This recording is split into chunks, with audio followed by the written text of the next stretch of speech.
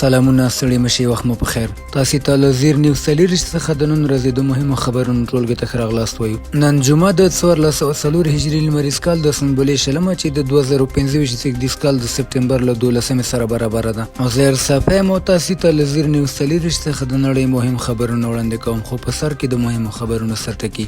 پر غزه اسرایلی بریدونو کې لسګونه فلسطینیان وژل شوي. پر غزه د اسرایلی نیواګر ځواکونو هوایي بریدونو کې 55 فلسطینیان وژل شوي او ګڼ نور ټپیان دي. امنیت شورا پر قطر د اسرایل برید غندلې. د قطر لومړي وزیر د اسرایل مشران افراطیان وبلل او د پاکستان په خیبر پښتونخوا کې د وسلوالو برید لامل او سرتیري وژل شوي او 14 نور ټپیان دي. اوس هم پام وکړئ پوره خبرونو ته. پر غزه اسرایلی بریدونو کې لسګونه فلسطینیان وژل شوي دي. پر غزه د اسرایلی نیواګر ځواکونو هوایي بریدونو کې 55 فلسطینیان وژل شوي او ګڼ نور ټپیان دي. په وژل شویو کې 9 تنه د غزې اوسیدونکي چې 14 کسان یوازې د یوې کورنۍ غړي دي. د ملګرو ملتونو د راپور له مخې په غزې ښار کې د پراخې ویجاړۍ له امله په یوه اونۍ کې تر 50,000 ډېر کسان بېکوره شوي دي. د اسرایلي بریدونو له پیل راهیسې غزه کې لږ تر لږه 4,650 کسان وژل شوي او تر 1,350,000 ډېر ټپیان دي او زرګونه نور کسان لا هم د ویجاړیو لاندې بند پاتې دي. حماس د دوحې برید وروسته ژمنه کړې چې جګړه به روانه وساتي او د خپلو اساسي غوښتنو د اسرایل پوځ بشپړ وتل او د غزې بیا رغونې څخه نه تېرېږي. د ملګرو ملتونو عمومي اسمبلې د نیویارک اعلامیې په نوم پریکړه لیک ته رایه ورکوي.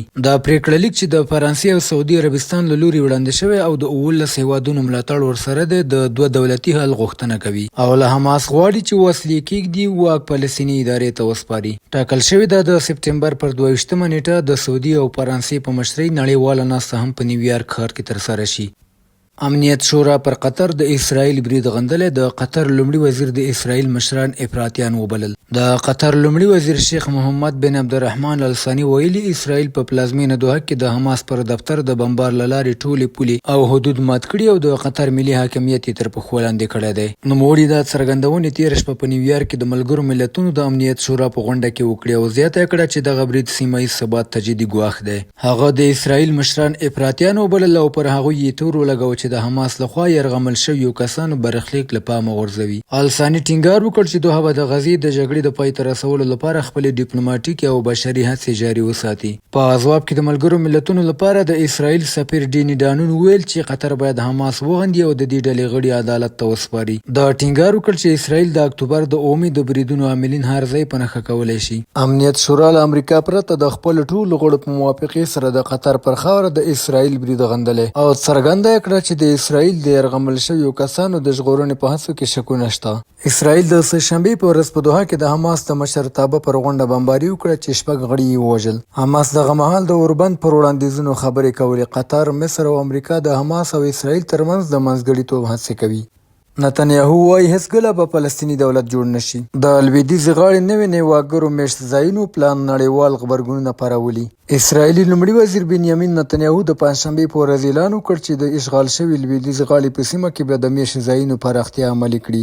دغه پروژې کې 3,490 کورونه شامل دي چې د لویدیځې غاړې له اشغال شوي قدس سره د فلسطیني سیمو هر ډول جغرافیایي تړاو له منځه وړي. نتنیاهو د معالیه ادومیم په میشت ځای کې وویل موږ به خپله ژمنه پوره کړو چې هیڅکله به فلسطیني دولت جوړ نشي. دا ځمکه زموږ ده او د ښار نفوس به 2 برابره کړو. فلسطیني چارواکي وایي نتنیاهو سیمه د جګړې کندې ته ټېل وهي. د نړیوالو قوانینو له مخې د 1918 کال د جګړې وروسته په لویدیځه غاړه کې ټول اسرایلي میشت ځایونه غیر قانوني ګڼل کېږي. د ملګرو ملتونو عمومي اسمبلې تېر کال له اسرایل غوښتنه کړې وه چې ژر تر ژره د نویو میشت ځایونو جوړول ودروي او له اشغال شوې خاورې خپل پوځیان او میشت کوونکي وباسي، خو نتنیاهو دا پرېکړه نه ده منلې. د نتنیاهو د پلان په وړاندې نړیوال غبرګونونه زیات شوي دي. د جرمني په ګډون 21 هیوادونو لکه برطانیه، جاپان او استرالیا د دې پراختیایي پروژې پر ضد دریځ ونیو. دغه راز د فرانسې او سعودي په مشرۍ نیویارک اعلامیه د 2 دولتي حل غوښتنه کوي چې ټاکل شوې د ملګرو ملتونو په عمومي اسمبلې کې پرې رایه ورکړل شي. د تېرې اونۍ په بریدونو کې لسګونه کسان ونیول شول، د فلسطیني کورونو ورانول پیل شول او 100 تنه ځوانان د اسرایلي عسکرو په ډزو ټپیان شول.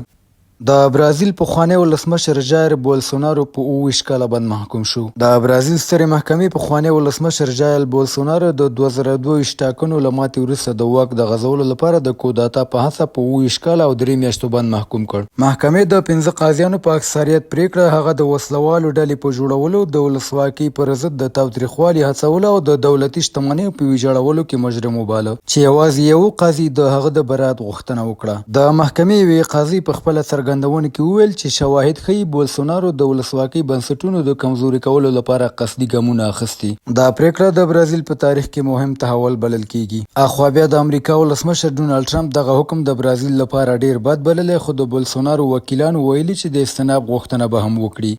او د پای خبر بیا دا چې پاکستان په خیبر پښتونخوا کې د وسلوالو برید له امله 9 سرتیري وژل شوي او 14 نور ټپیان دي. پولیسو ویلي پیښه د شپې ناوخته د دیر ولسوالۍ د لال کلا په سیمه کې هغه مهال رامنځته شوه چې د سرحدي ځواکونو د پلټنې پر مهال د وسلوالو له کمین سره مخامخ شول او تر اوسه کومې ډلې د برید مسؤلیت نه دی منلی. بلخوا د پاکستان پوځ ویلي چې د خیبر پښتونخوا په بیلابیلو سیمو کې د عملیاتو پر مهال 19 وسوال هم وژلي دي. بهرني خبرونه هم دومره او د کورنۍ او سپورتي خبرونو لپاره زموږ پاڼې وڅارئ. په خواله رسنیو فیسبوک، انسټاګرام، ایکس، یوټیوب او ټیک ټاک زموږ خپرونې خوښې او موږ تعقیب کړئ. ادرس یې زیر نیوز 3 تر سبانۍ خپرونې. د الله په امان.